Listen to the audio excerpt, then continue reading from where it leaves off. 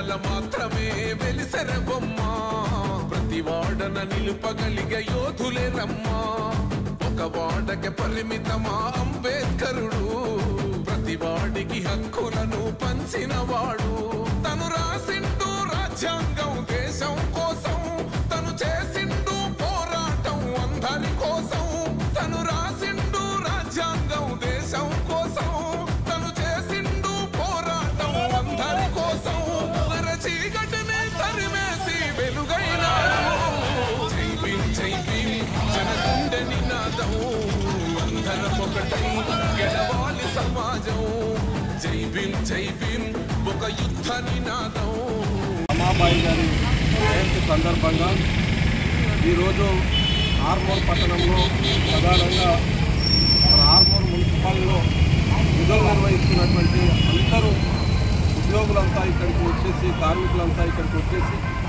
తమ తండ్రి డాక్టర్ బాబాసాహెబ్ అంబేద్కర్ గారి ధర్మపత్ని అయినటువంటి రమాబాయి అంబేద్కర్ గారి జయంతిని జరుపుకోవడం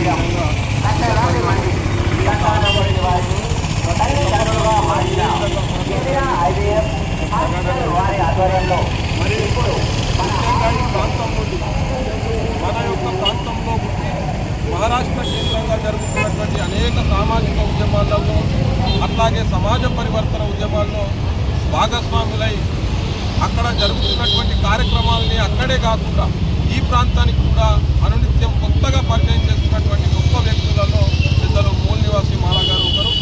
వారు ఆ ప్రాంతంలో డాక్టర్ బాబాసాహెబ్ అంబేద్కర్ ఉద్యమాలను బాగా జరిపి ఈ ప్రాంతానికి పరిచయం చేస్తూనే అనేక మందిని ఉద్యమకారులుగా తయారు చేస్తున్నటువంటి నేపథ్యం మనందరికీ తెలిసిందే. కాబట్టి ఆ ప్రాంతం నుండి ఇక్కడికి వచ్చినటువంటి పెద్దలు అక్కడ ముంబైలో టీచర్గా పనిచేస్తూ ఉన్నారు. అట్లాగే అనేకమైనటువంటి విషయాల పట్ల కొత్త అవగాహన కలిగినటువంటి వ్యక్తిగా వారు మన ప్రాంతానికి సుపరిచితులు. కాబట్టి వారి కార్యక్రమానికి ముఖ్య అతిథిగా రావడం జరిగింది.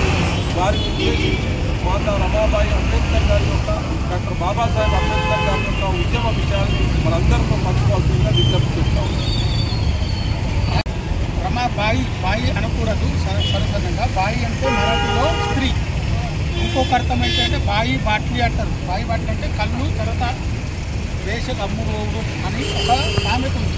అందుకనే బాయి అన్నారు. ఇక్కడ ఉన్న మహారాష్ట్ర వాళ్ళు చూసి మాతా రమా మాయి అంటారు. మాయి అంటే తల్లి, లేదా సావిత్రి బాయి కూడా మనం అనద్దు. సావిత్రి మాయి.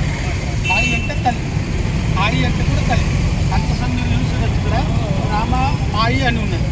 మనం సరసన కొంచెం వాస్తవాలను తెలుసుకోవాలి. ఇంకోటి ఏంటంటే మాతా రమాయి గారు ముంబైలో నేను ఉండే చోటనే బాయికల్ అనే ప్రాంతంలో బాబాసాహెబ్ అంబేద్కర్తో రాత్రిపూట పెళ్ళయింది. ఎందుకంటే దినంలో ఈ అంటరాని కులపు వాళ్ళు ఆ మార్కెట్లో పెళ్లి చేసుకుంటే ఆ మార్కెట్ అంతా అపవిత్రం అవుతుందంటే రాత్రిపూట ఈమెకు బాబాసాహెబ్ అంబేద్కర్తో పెళ్ళి అవుతుంది.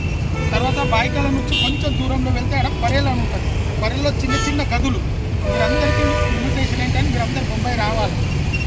చిన్న చిన్న గదిలో వీళ్ళ సంసారం ఉండే బాబాసాహెబ్ అంబేద్కర్ తర్వాత మాతా రమాయి. అక్కడ వీళ్ళ దీన పరిస్థితి అయినా కానీ బాబాసాహెబ్ అంబేద్కర్ 2-3 సార్లు లండన్ వెళ్ళినప్పుడు ఈమెకు పుట్టగతులు లేకుంటే పెడకలు తయారు చేసుకొని మళ్ళీ ఆ మార్కెట్కి వెళ్ళి అమ్ముకుంటూ వచ్చేది. పరేళ్ళ నుంచి బాయికలకు 2 కిలోమీటర్ల దూరం. 2 కిలోమీటర్లు నడుచుకుంటూ వెళ్తుండే వస్తుండే అమ్ముతుండే. మళ్ళీ అక్కడ బయలుగోడ అనే ప్రాంతం ఉంది. బయలు అంటే ఆవులు అక్కడ అన్నీ ఉంటే అక్కడ పెండ ఉంటే ఆ పెండను తీసుకెట్టుకొని డబ్బులతో పెంటలతో వేసినాం. రెండోది ఏంటంటే ఆమె సంసారంలో 4 పిల్లలు చనిపోతారు కానీ ఆమె లెక్క చేయలేదు. బాబాసాహెబ్ అంబేద్కర్ కూడా తన పిల్లలను లెక్క చేయడు. మూడవది ఏంటంటే ఆమె ఉండే చిన్న ఇంట్లో రాజశ్రీ షాహు మహారాజ్ కోలాపూర్ నుంచి ముంబైకి వస్తే మాతా రమాయి అక్కడికి ఛాయ్ ఇస్తుంది. అంటరాని కులం ఆమె కాలాన్ని. షాహు మహారాజ్ ఏమో కాపు, మనకు నూటి కాపు, ఛాయ్ తాగుతారు. తర్వాత అప్పుడే ఆయనకు బాబాసాహెబ్ అంబేద్కర్కు అటు బయట దేశం వెళ్ళడానికి డబ్బులు ఇస్తారు. తర్వాత ముఖ్య నాయక్ అనే పేపర్కు కూడా 250 రూపాయలు, 2500 రూపాయలకు ఇచ్చిన సందర్భంలో మాతా రమాయి వీళ్ళిద్దరూకి ఇస్తారన్నట్టు. నాలుగోది ఏంటంటే అదే ఇంట్లో చిన్న ఇంట్లో ఇప్పుడున్న మొన్నటి వరకు మహారాష్ట్ర ముఖ్యమంత్రి ఉద్ధవ్ ఠాక్రే యొక్క తాత ప్రబోధన్కర్ ఠాక్రే ఆయన దగ్గరికి వచ్చి మాట్లాడేవాళ్ళు. ఆమెకు కూడా ఏమే ఛాయ్ ఇచ్చేది.